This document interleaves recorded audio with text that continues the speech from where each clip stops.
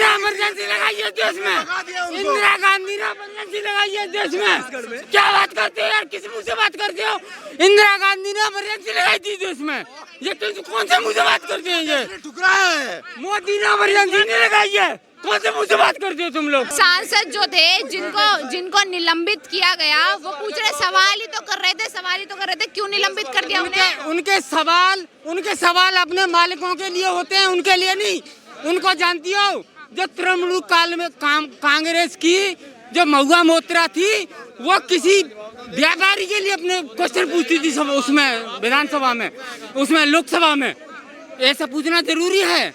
किसी व्यापारी के लिए अपना काम करती थी। तानाशाही, लोकतंत्र खतरे में है, मोदी जी तानाशाही कर रहे हैं विपक्ष के ऊपर। तो मेरे को कोई भी आदमी आके इस देश में 140 करोड़ पॉपुलेशन में ये चीज़ मेरे को बता दे कि 2014 से 24 के बीच में इस भारतीय जनता पार्टी की सरकार ने वो कौन से डेमोक्रेसी के नए रूट्स जड़ों में उत्पन्न किए हैं जिससे डेमोक्रेसी मजबूत होती है। डेमोक्रेसी मजबूत किस चीज़ से होती है? डेमोक्रेटिक संस्थाओं से। और संस्थाओं को तो ये किसी को लीज पे दे रहे हैं, किसी को प्राइवेट कर रहे हैं, किसी 23 का डाटा मेरे को जितना पता है, इससे ज़्यादा कम हो सकता है। 23 संस्थाएं ऐसी हुई है जो कमज़ोर की गई है। एक संस्था का नाम बताए जो लीज पे दिया हो। एक संस्था का सरकारी संस्था है जिसे लीज पे दिया गया। ये लाल किला आपका एयरपोर्ट, सरकारी संस्था एयरपोर्ट है, संस्था है, एयरपोर्ट लाल किला संस्था है इस देश का। चाइना का सामान, ठीक है ना, पाकिस्तान का ईमान, पप्पू के बयान और चमचों के ज्ञान का यही हाल होता है। इनका कभी भरोसा नहीं करना चाहिए।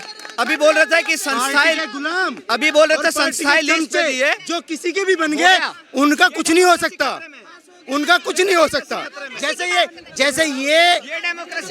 कह रहे हैं ना, जैसे ये कह रहे हैं, मैं ये कह रहा हूँ, आप डेमोक्रेसी, एक लोकतंत्र की, एक सच्चे लोकतंत्र की आप परिभाषा बताओ। लोकतंत्र की परिभाषा क्या होती है? डेफिनेशन और लोकतंत्र की परिभाषा क्या? जिसमें हर व्यक्ति की, वो लास्ट का व्यक्ति जो आखिरी में खड़ा है, उसकी बात सत्यता लाई जा सके, वो डेमोक्रेसी होती है। ये नहीं कि एक आदमी ने खड़ा होकर अरे भगा दो, ऐसे भगाने से भाग। डेमोक्रेसी की डेफिनेशन है government of the people, by the people, from the people. Modi ji जो आए हैं हम ही लोग की वजह से आए हैं। तो इसका मतलब ये थोड़ा ही नहीं है कि वे जो अपनी मन हमारी बात करे। हम भारत के लोग, जो भाई ने बताया, मैं हिंदी में कह रहा हूँ, हम भारत के लोग, हमारा रोजगार, हमारा रोटी, हमारा कपड़ा, हमारी शिक्षा, अपने नेता कांग्रेसी क्या कह रहे हैं, भाजपा क्या कह रहे हैं, मेरे को घंटा फर्क नहीं पड़ता है। मेरे को दिमाग में इतनी सी भी बात का फर्क नहीं पड़ता। हम 140 करोड़, हमारी शिक्षा इन फ्यूचर क्या होगी, हमारा रोजगार कैसे होगा, ये सब चीजें। कैसे? बहुत अच्छा भाषण दिया सर ने, मजा आ गया सुन के। इतनी देर से बकबक कर रहे हैं, उसके बाद क्या बोलेंगे कि डेमोक्रेसी खतरे में।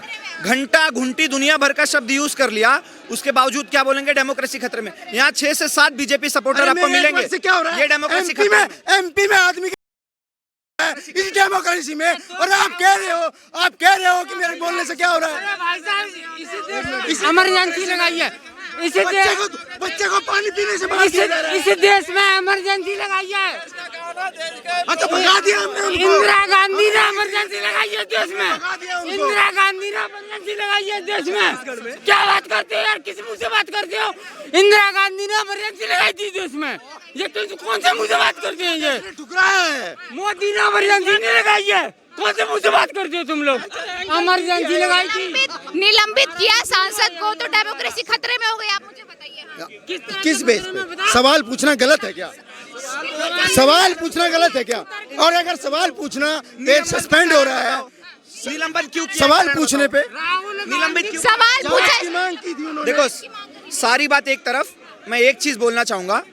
जिस बीजेपी ने या जिस नरेंद्र मोदी सरकार ने राम मंदिर बनवा दिया, काशी विश्वनाथ कॉरिडोर बनवा दिया, 10वें नंबर से 4थे नंबर की अर्थव्यवस्था कर दी, 4 करोड़ से ज्यादा मकान दे दिए, 14 करोड़ से ज्यादा शौचालय दे दिए, आयुष्मान भारत योजना दे दी, 3 तलाक हटा दिया। इतना सब करने के बाद भी अगर बीजेपी को या मोदी को हमारे दर दर पे आके अगर वोट मांगना पड़ रहा है ना, तो भैया हम जैसे लोगों को चुल्लू के पानी में डूब के मर जाना चाहिए। राहुल गांधी की अम्मा कोर्ट में 22 वकीलों को खड़ा करके और ये साबित करती थी कि राम, रामायण और रावण काल्पनिक थे, और वो आज कहती है कि हमको मंदिर का न्योता नहीं मिला। अरे तू क्या न्योता लेगी?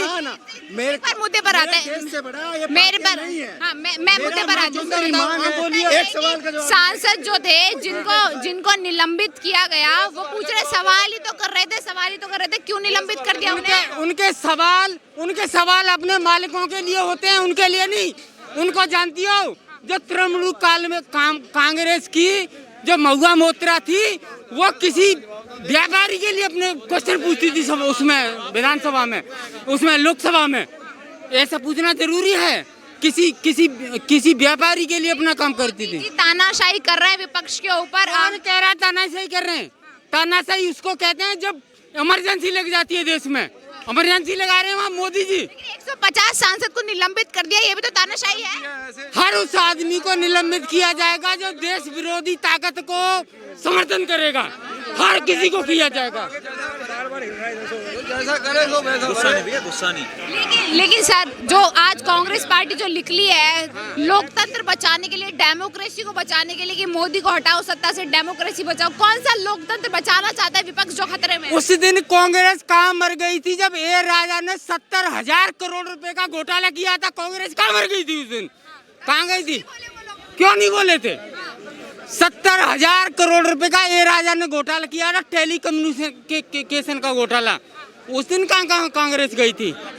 वीरेंद्र साहू ने भी तो किया है। कांग्रेस किसने? वीरेंद्र साहू कांग्रेस के नेता। साहू कांग्रेस का राज्यसभा का MP है, और राहुल गांधी का पैसा है वो दीनेन्द्र साहू का नहीं है, वो राहुल गांधी का पैसा है। पैसा नहीं है, ये भारत सरकार का पैसा है। मेरा एक सवाल है, जो बच्चे जो संसद के अंदर घुसे थे, जिन्होंने वो जो भी कलरफुल बम फोड़े थे, वो बोला जा रहा है कांग्रेस पार्टी की तरफ से कि वो बेरोजगार थे, जो मोदी जी ने छोड़ रखा है युवाओं को बेरोजगार, तो वो तो जाके ऐसी हरकत करेंगे ही। मेरी बहन, वो टूल किट का हिस्सा है। टूल किट जानती हो ना?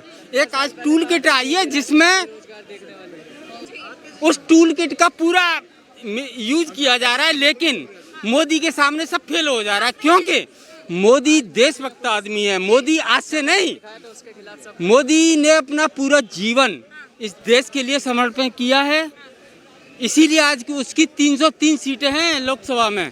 मैं सिंपल से यही करना चाहता हूँ कि देश की जो व्यवस्थाएं हैं, जिस व्यवस्था पे देश चलना चाह रहा है, देश का 2024 में जो मानदंड है, भारत ने बहुत प्रगति की है 2014 से 2024 में, ये सब जानते हैं। विकास किया है भारत ने।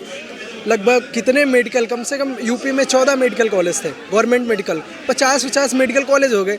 गांव मजदूर किसान का बच्चा भी सहज रूप से मेडिकल की पढ़ाई कर रहा है। हरियाणा सरकार ने भी एक पॉलिसी लाई है कि अगर मिनिमम उसकी इनकम है 1,80,000 रुपीज़, तो जिसकी भी उसको free of cost education provide होगी। काम हो रहा है तो क्यों युवा संसद में जाके जो है बम फोड़ता है और बोलता है बेरोजगार है? क्यों है फिर, अगर इतना काम हो रहा है? इतना काम हो रहा है तभी तो फोड़ रहा है, तभी तो बेरोजगारी खत्म नहीं कर रहे हैं ना मोदी। करवाया जा रहा है ना। ऑपोजिशन, इस मास्टरमाइंड के पीछे डायरेक्टली इन्वॉल्व ऑपोजिशन है। और मेरा तो निष्पक्ष रूप से यही कहना है, देश को प्रगतिशील देखने के लिए बहुत भयभीत है कि आने वाले भविष्य का जो इतिहास है इनके हाथों में ना रह जाए, क्योंकि इनका परिवार है नहीं। हमें देश के रुपयों को खाना है। रॉबिन वाड्रा जैसे लोग जो संपत्ति 2004 से 2014 के बीच उनकी जो संपत्ति का ग्रोथ ग्राफ है ना, अगर आप देखोगे ना, एक आम किसान गरीब व्यक्ति जब खेतों में मजदूरी मेहनत से पैसे कमाता है, वो दर्द जब महसूस होगा तब आपको महसूस